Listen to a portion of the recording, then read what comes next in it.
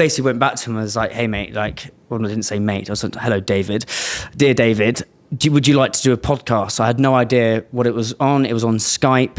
I was absolutely... But this was lockdown, had to be remote, obviously. Yeah. Not as much, well, loads going on in the world, but not as much going on. Yeah. Because we're in our four walls. And so that made it really easy to do things. It was kind of, yeah, let's do it. I remember vividly like getting a coffee, just being like, this is so scary. Didn't even put it on Spotify, didn't even put it on Apple, didn't even put it on, just put it on YouTube and just put it on LinkedIn and said, I've tried this thing. And that's why one of my values is prolific, not perfect, because I think perfect shackles you from prolific.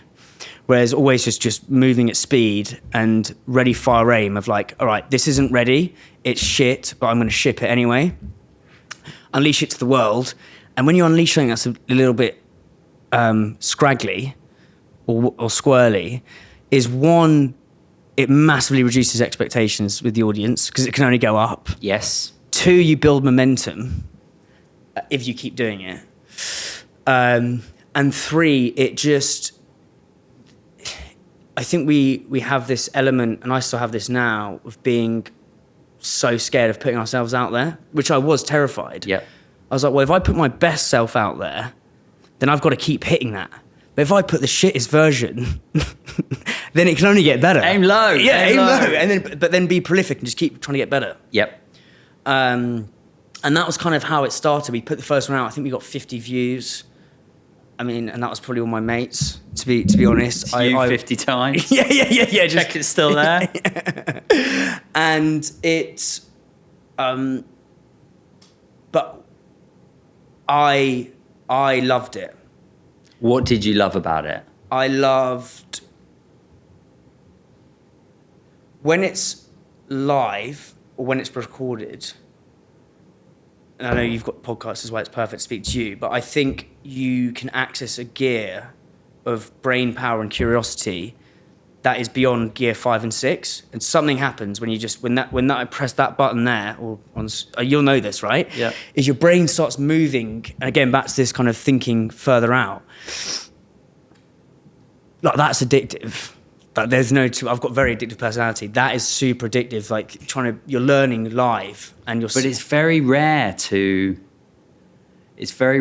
or to me, it's very rare to just sit down. You know, I got 3 kids, right? And loads of dogs and it's chaos at home. And so it's very rare that my wife and I get to finish conversation.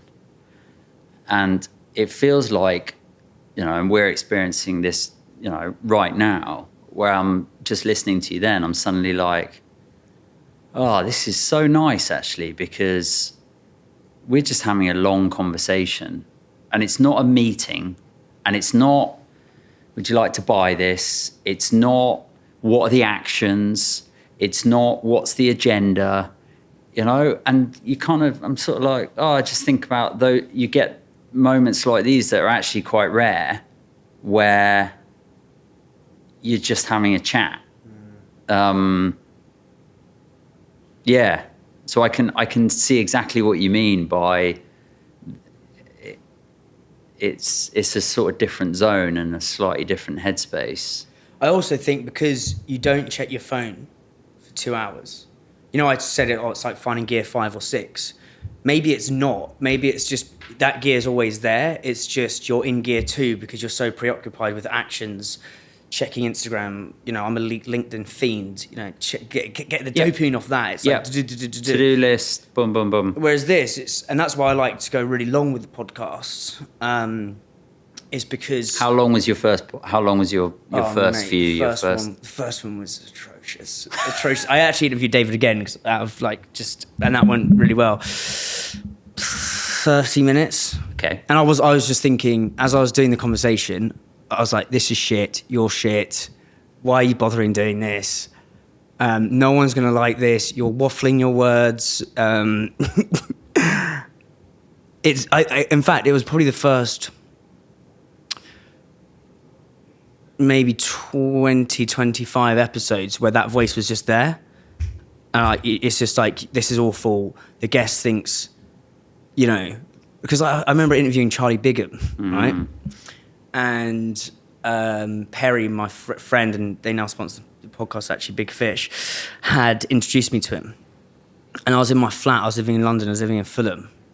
And I was so nervous. I'm not even, this is just God's honest truth. I reckon I smoked about 16 fags, pacing up and down my kitchen in Fulham going, I'm a piece of shit. Who's he to speak to me? And just, and I was like, this is just awful. This is awful. It's not going well at all. But then you've got to get that rep and just put it out there and ship your work, because then you start to build the muscle, it's a muscle of just keep doing the rep and the rest will fall into place. And so why did you then, or let me start again. How did you then keep going of like, okay, I've done one, I'm going to do another? Like, talk me through that sort of thinking of like, were you suddenly like, oh my God, I'm going to do a podcast and we're going to do this and this is going to be amazing? Or did you just think, shit, well, I quite enjoyed that. No idea if anyone else did. Hey, maybe I should do it again. Yeah, it's a really good point, actually.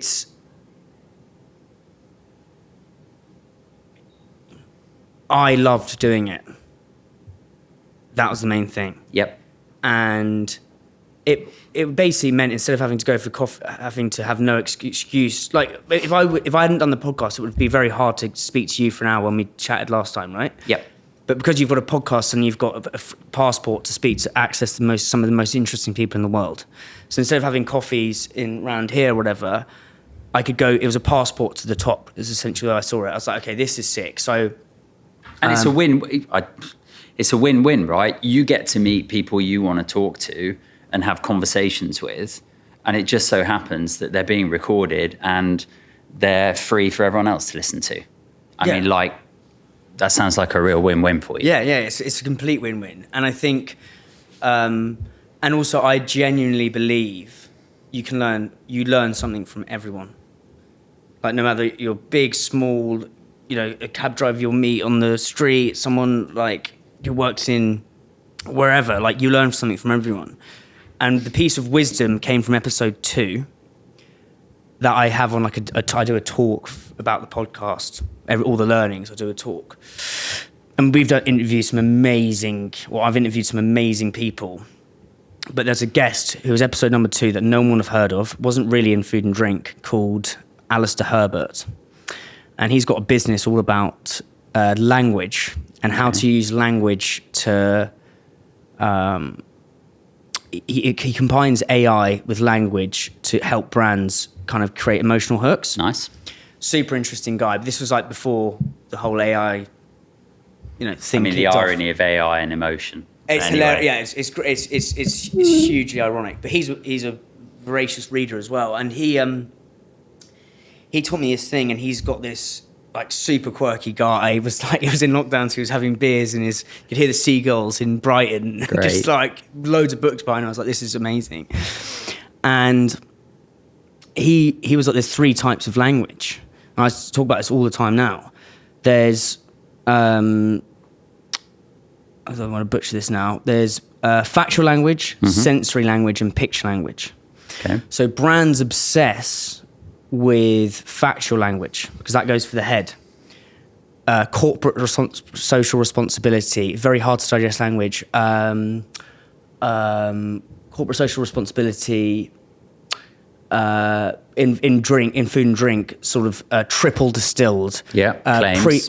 Claims, prebiotic, probiotic, hyalaic peanuts is one we used. In some respects, almost seed to bar chocolate. Like, it's good language, but brands obsessed with it because they think, oh my God, it makes us seem more haughty and better than we are. Yep. There's that type of language. Second type of language is sensory language, which is kind of moving from head to heart, is more like really delicious, ultra tasty chocolate for Yep. things Adjectives. adjectives essentially. Then there's picture language, and picture language is what sets is basically what goes in, like, is a hook into here.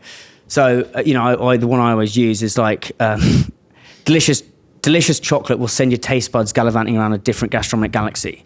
Like, it's fucking chocolate. It's polishing a turd, right? But like, you get what I mean? It's a mouthful. It's a mouthful. Literally. But he taught me that.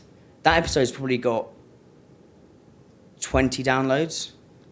But I was like, okay, well, this doesn't matter because I'm winning because, and I still use that. I use that in presentation decks, and everyone's like, that slide was the one, and that came from a guest that probably most people won't listen and know.